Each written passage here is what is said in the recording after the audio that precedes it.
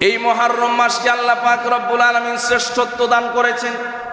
এই মুহররম মাসকে আল্লাহ পাক রব্বুল আলামিন মর্যাদাবান করেছেন, সম্মানিত করেছেন, মহিমান্বিত করেছেন। এজন্য এই মাসে কোনো গোলাম যদি রোজা রাখে, নবীজি সাল্লাল্লাহু আলাইহি সাল্লামের হাদিস, নবী করিম সাল্লাল্লাহু আলাইহি ওয়াসাল্লাম বলেছেন, এই মাসে এমন একটা দিন আছে যে দিনটিকে আমরা আশুরা বলি। আশুরার একদিনে কোনো গোলাম, কোনো বান্দি যদি রোজা রাখে, তাহলে একটি রোজার বিনিময়ে তার জীবনের আগে পরের 2 বছরের গুনাহ মাফ হয়ে যায়। নবীজি বলছেন, সিয়ামু ইয়াউমি আশুরা ইন্নী আহতাসিবু আলাল্লাহি আন ইউকাফফিরা আস-সানাতাল্লাতী ক্বাবলাহু ওয়াস-সানাতাল্লাতী বা'দা।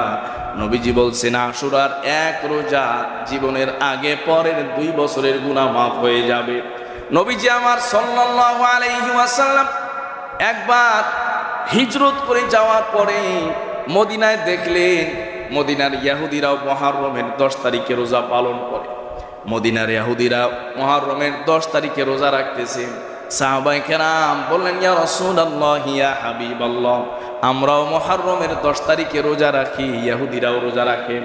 কারণ হলো রমজানের আগে এই মুহররমের 10 তারিখের রোজাটা আল্লাহ পাক ফরজ রেখে দিয়েছিলেন। সুবহানাল্লাহ। এজন্য নবীজিকে বলেন, ইয়া রাসূলুল্লাহ, আমরাও রোজা রাখি, আবার ইহুদিরাও রোজা রাখে। নবীজি সাল্লাল্লাহু আলাইহি সাল্লাম বললেন যে হ্যাঁ, তারাও রোজা রাখে, আমরাও রোজা রাখি, তবে আমাদের রোজা রাখার ক্ষেত্রে তাদের একটু বিরোধিতা করা উচিত, তাদের বিপরীত করা উচিত। নবীজি বললেন, আগামী বছর যদি আমি বেঁচে থাকি তাহলে 9 তারিখেও রোজা রাখবো, আবার 10 তারিখেও আমি রোজা রাখবো। সুবহানাল্লাহ। সম্মানিত সুদী মুসল্লিয়ানে কেরাম, আমরা জানি আরবি হিজরি বর্ষ শুরু হয় মুহররম থেকে।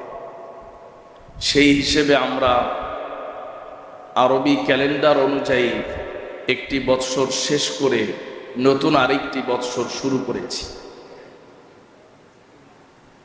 আল্লাহ সুবহানাহু ওয়া তাআলা এই ক্যালেন্ডারের সিস্টেম, গণনা, দিন গণনা, মাস গণনা, বৎসর গণনার সিস্টেম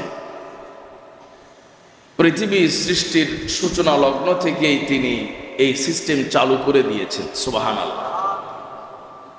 মানুষ তো পরবর্তীতে অনেক অনেক পরে এসে ক্যালেন্ডার আবিষ্কার করেছে, ঘড়ি আবিষ্কার করেছে, অনেক কিছু আবিষ্কার করেছে, কিন্তু এই আবিষ্কারের মূল তথ্য, উপাত্ত, মূল উপাদান, এই সব কিছু আল্লাহ সুবহানাহু ওয়া তাআলা পৃথিবী সৃষ্টির সূচনা লগ্ন থেকেই তিনি দিয়ে রেখেছেন।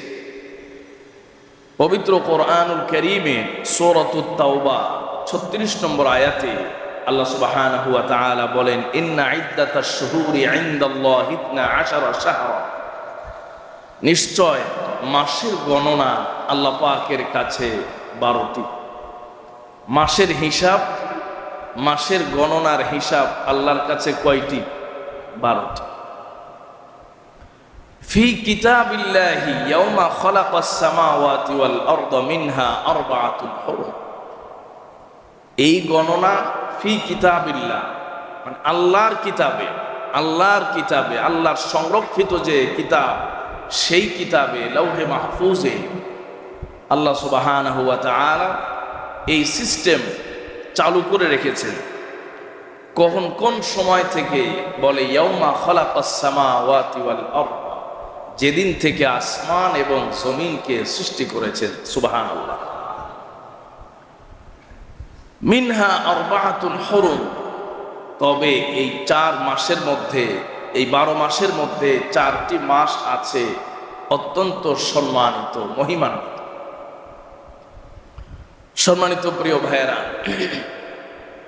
তাহলে মাসের গণনা, মাসের সংখ্যা 12টি।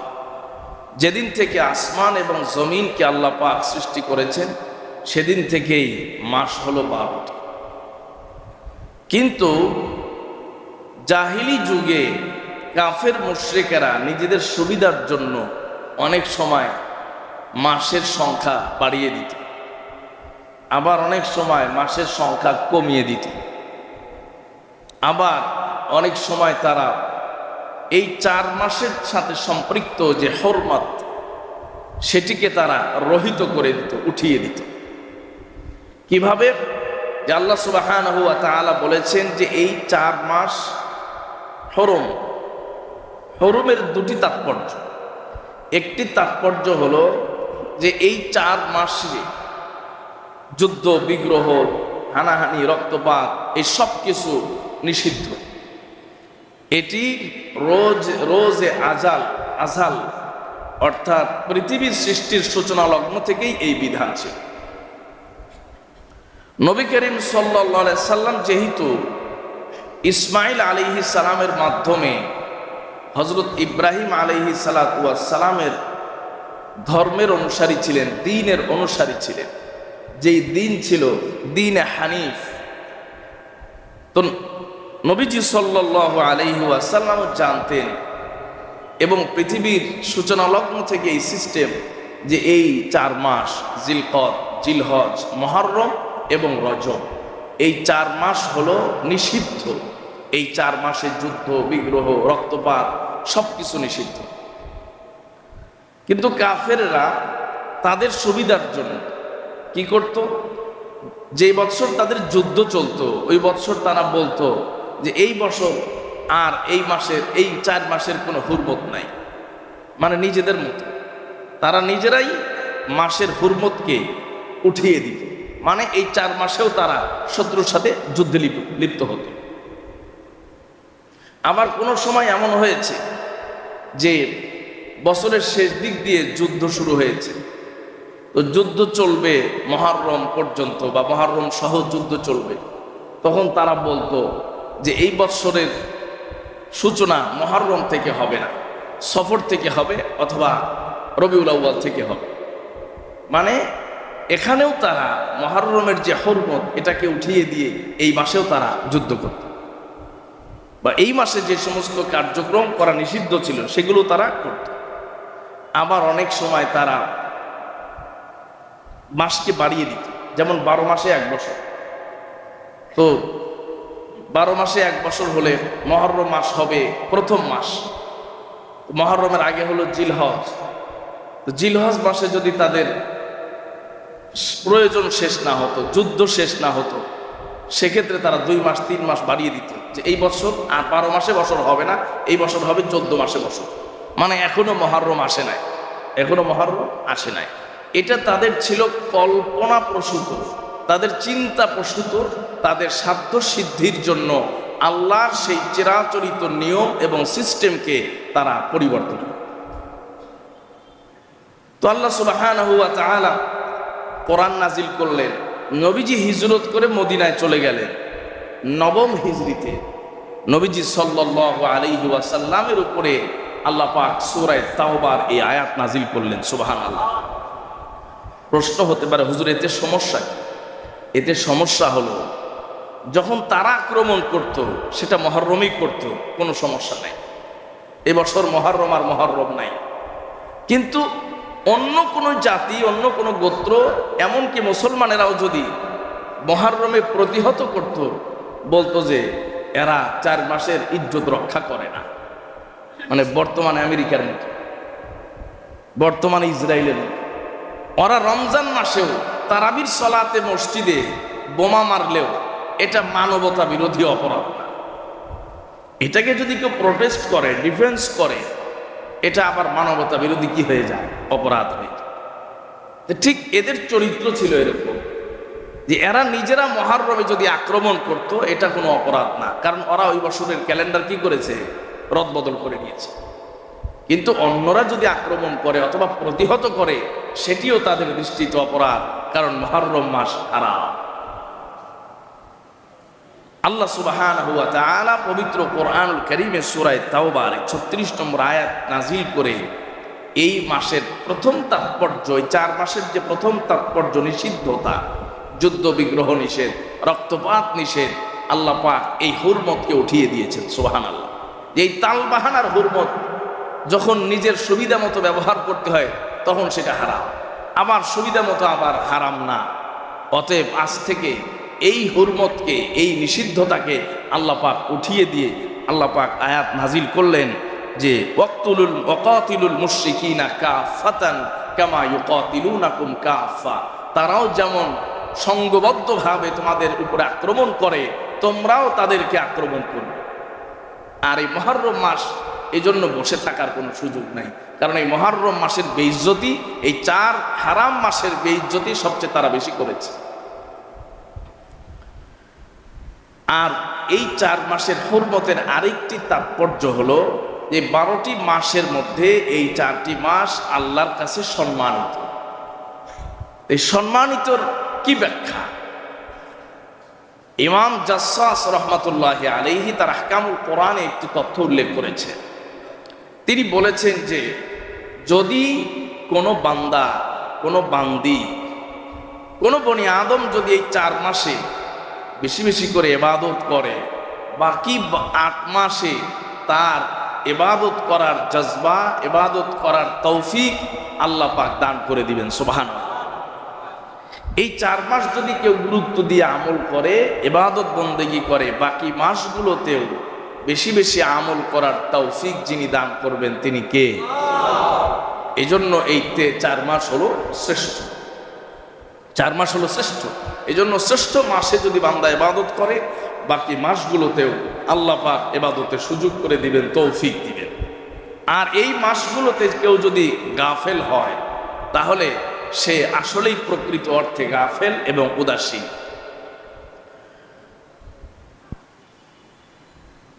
আল্লাহ সুবহানাহু ওয়া তাআলা রোজে আজাল পৃথিবীর সৃষ্টির সূচনা লগ্ন থেকেই চন্দ্র এবং সূর্যের মাধ্যমেই দিন গণনা, মাস গণনার সিস্টেম তিনি তৈরি করে রেখেছেন।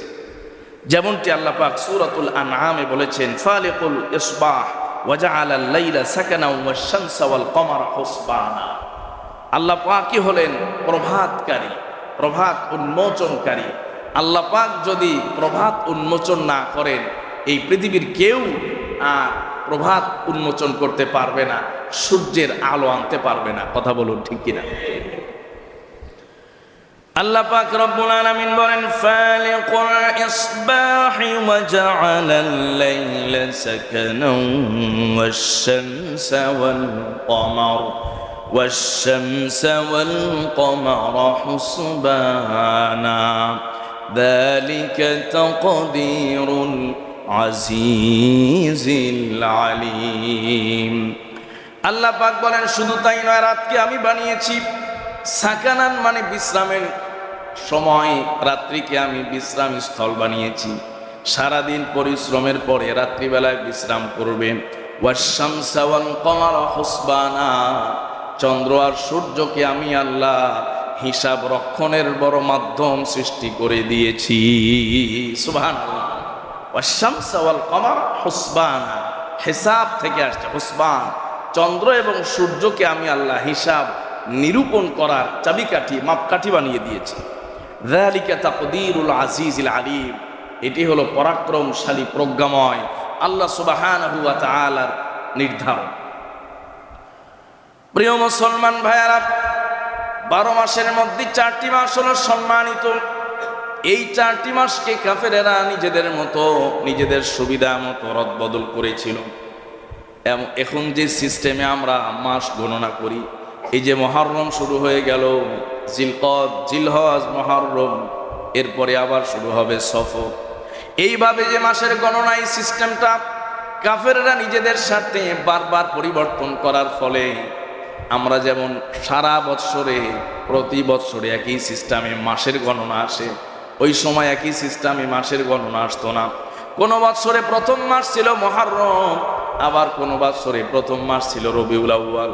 মানে নিজেদের মতো পরিবর্তন করেছিল, আবার নিজেদের সুবিধা মতো আগে পিছে করে নিত। নবীজি সাল্লাল্লাহু আলাইহি সাল্লাম বিদায় হজের ভাষণে সব সাহাবায়ে কেরামকে সামনে নিয়ে একটা ভাষণ দিয়েছিলেন।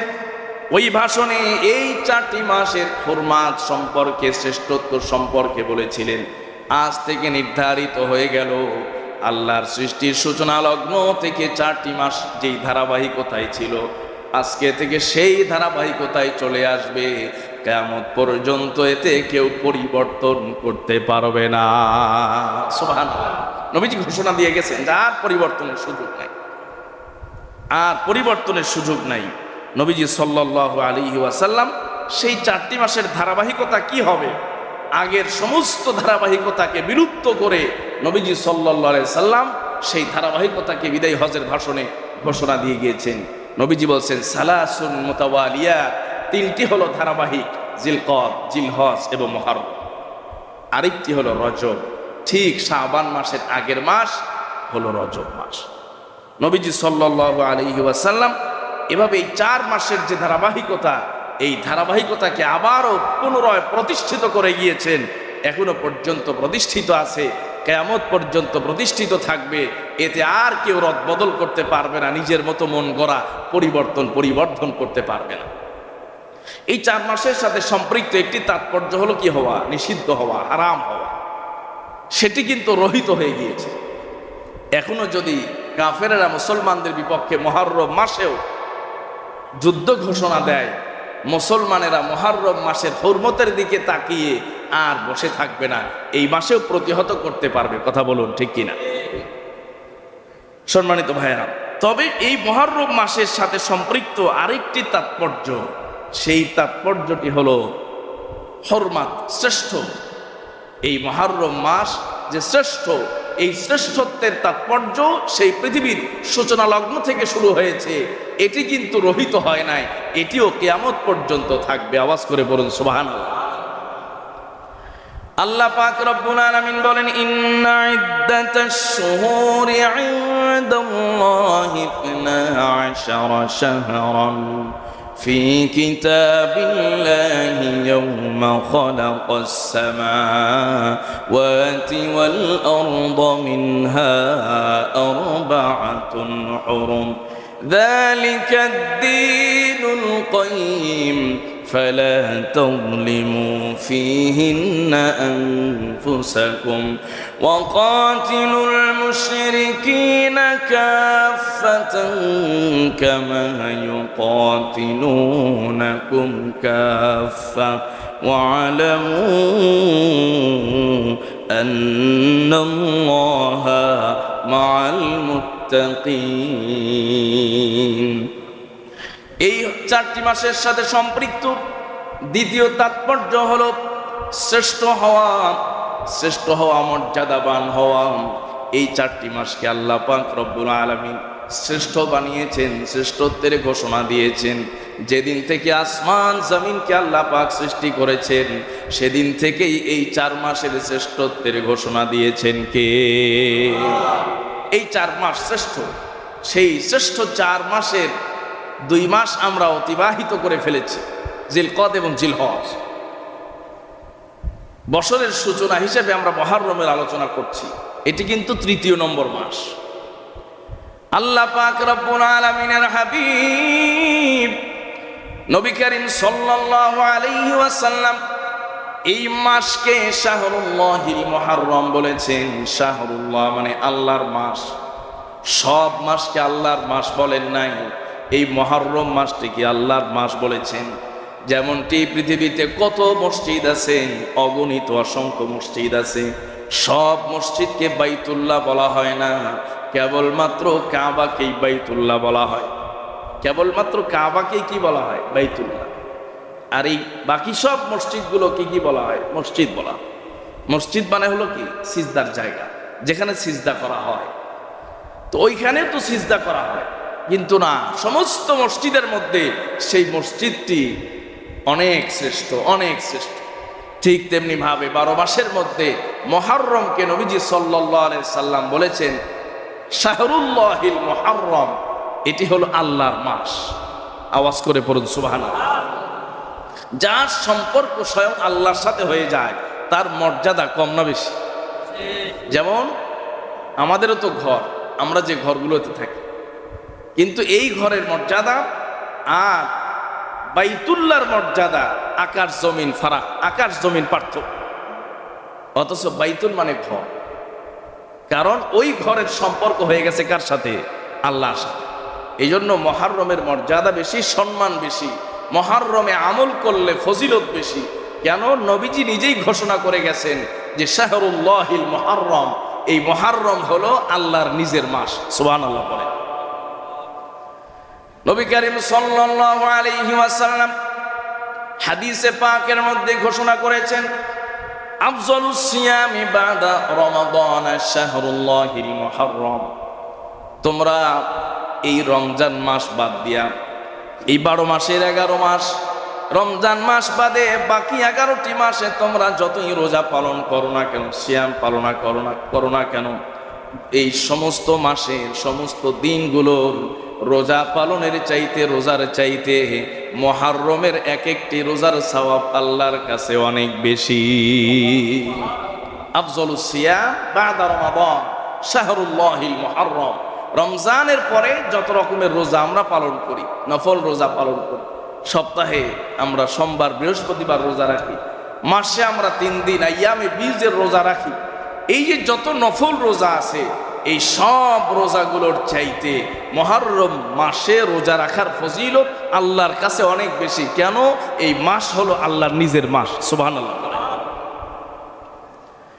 এই মুহররম মাসকে আল্লাহ পাক রব্বুল আলামিন শ্রেষ্ঠত্ব দান করেছেন। এই মুহররম মাসকে আল্লাহ পাক রব্বুল আলামিন মর্যাদাবান করেছেন, সম্মানিত করেছেন, মহিমান্বিত করেছেন।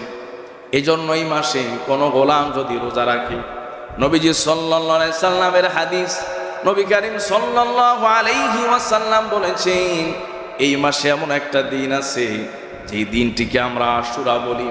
আশুরার একদিনে কোনো গোলাম, কোনো বান্দি যদি রোজা রাখে, তাহলে একটি রোজার বিনিময়ে তার জীবনের আগে পরের 2 বছরের গুনাহ মাফ হয়ে যায়। নবীজি বলছেন, সিয়ামু ইয়াউমি আশুরা ইন্নী আহতাসিবু আলাল্লাহি আন ইউকাফফিরা আস-সানাতাল্লাতী ক্বাবলাহু ওয়াস-সানাতাল্লাতী বা'দা। নবীজি বলছেন, আশুরার এক রোজা জীবনের আগে পরের 2 বছরের গুনাহ মাফ হয়ে যাবে। নবীজি আমার সাল্লাল্লাহু আলাইহি ওয়াসাল্লাম একবার হিজরত করে যাওয়ার পরে মদিনায় দেখলেন, মদিনার ইহুদিরাও মুহররমের 10 তারিখে রোজা পালন করে। মদিনার ইহুদিরা মুহররমের 10 তারিখে রোজা রাখতেছে। সাহাবায়ে কেরাম বললেন, ইয়া রাসূলুল্লাহ, ইয়া হাবিবাল্লাহ, আমরাও মুহররমের 10 তারিখে রোজা রাখি, ইহুদিরাও রোজা রাখে। কারণ হলো রমজানের আগে এই মুহররমের 10 তারিখের রোজাটা আল্লাহ পাক ফরজ রেখে দিয়েছিলেন। সুবহানাল্লাহ। এজন্য নবীজিকে বলেন, ইয়া রাসূলুল্লাহ, আমরাও রোজা রাখি, আবার ইহুদিরাও রোজা রাখে। নবীজি সাল্লাল্লাহু আলাইহি সাল্লাম বললেন যে হ্যাঁ, তারাও রোজা রাখে, আমরাও রোজা রাখি, তবে আমাদের রোজা রাখার ক্ষেত্রে তাদের একটু বিরোধিতা করা উচিত, তাদের বিপরীত করা উচিত। নবীজি বললেন, আগামী বছর যদি আমি বেঁচে থাকি তাহলে 9 তারিখেও রোজা রাখবো, আবার 10 তারিখেও আমি রোজা রাখবো। সুবহানাল্লাহ। কিন্তু ঘটনাক্রমে নবীজি আর সামনে বছর জীবিত ছিলেন না। এই জন্য এই হাদিসের আলোকে উলামায়ে কেরাম বলেছেন যে সৌমু আশুরা ওয়াখালিফু ফিহিল ইয়াহুদা, আশুরায় রোজা রাখো, তবে ইহুদিদের সিস্টেমের বিপরীত রোজা রাখো। ওরা কেবলমাত্র 10 তারিখেই রাখো, আর নবীজি ইচ্ছা করেছিলেন আমি যদি সামনে বছর জীবিত থাকি তাহলে 9 তারিখেও রাখবো। সুবহানাল্লাহ পড়েন। এই জন্য উলামায়ে কেরাম বলেছেন যে নবীজির যে আশা ছিল 9 তারিখ, তাহলে এই 9 তারিখের একটা ফজিলত প্রমাণিত হয়ে যায়, প্রকাশিত হয়ে যায়। এই জন্য আশুরার রোজা রাখলে আমরা 9 তারিখ এবং 10 তারিখ রাখতে পারি। আবার অনেক উলামায়ে কেরাম বলেছেন যে এই যে তাদের বিপরীত করা, তারা একটি রাখে, আমরা 2টি রাখবো, এটি যদি আমরা 10 এবং 11ও রাখি এতেও কোনো সমস্যা নেই।